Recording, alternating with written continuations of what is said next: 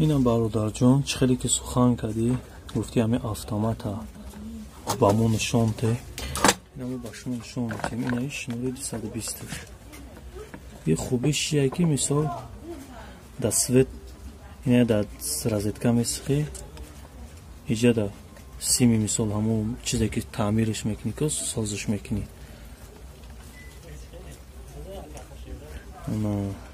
بعد مثال سویت که زدی یکی زمیکن داشته همین автомат так میپارته کلیچات میکنی اینجا لامپچکا گیرون میشه. انا که نگاه ما درینی همه نشون خیلی 220 یعنی ما میکنیم انا که همین چخه پات کلیچات های چخیری که تخد سوال دادی که همه با آسانی موده نشون ده.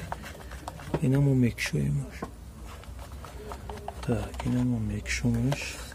خب اینا قد بودی قد باش همین چخه پاتولی چاچ دیگه چخه سوز میشه و همین هم میتونی یک ما کلیک کدگیم همینش کم در کوری مو رو بزید میکنه. یه اپاراتا برای سنجیدن ما خودم چی کدم بو همین سپر کلیک کدگیمش کلیپ لی ریختگیم همین کانتر خیلی مایل میکشیم به خاطر شما.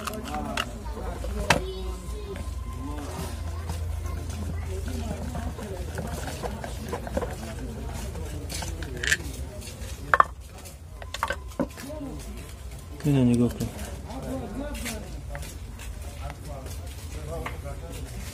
نکوی شنبال ما بکشم.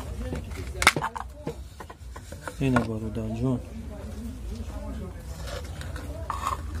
نه چخیلی که گفتی نمو دگاب نیست بودی. نگاه که برادر اینه شنوری 220 انا که نگاه کمی چی خواهد اگه اینا دجیله های ستولی مجموعی دیسته شده اینا دجیله های نگاه که یک تاش آمدگی های ده همه رازیدکا در رازیدکا یک تاش در آمدگی های دیدی دیم لینیای رازیدکا رفتگی های در автомат جوره. اینا دیم لینیاش مقصد یک تا شنور آمدگی ده زدگی قطعی یک سیمی لامپوچکا حتما خوش رو بودی قد باش های 220 شنور آمدگی فازش گویو یک تاش داینه رازیتکا آمدگی قطعی سیمی یک سیمی لامپوچکا اینجا لامپوچکا آمد سایکو قطعی یک سیمی لامپوچکا. انا که نگاه که ده تا ایرا مینوس میکنیم موجه فهمیدیم که جدا میره.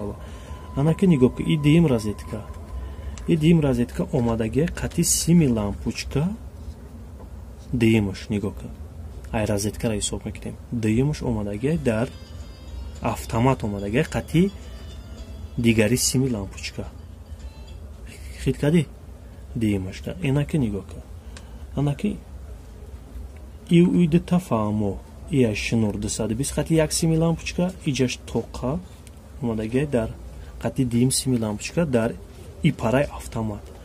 انا که شنور یک تا دیگه شنور میمونه این شنور های فازایی که گفتم که 220 ایش آمدگی در ای پارای автомат اینا کبوتش این هم کار برادر جون میزنی گیرون میکنی автомат گیرون میشه و همین چیزت اوجه با خوبی مثل اوجه کارلا میداره.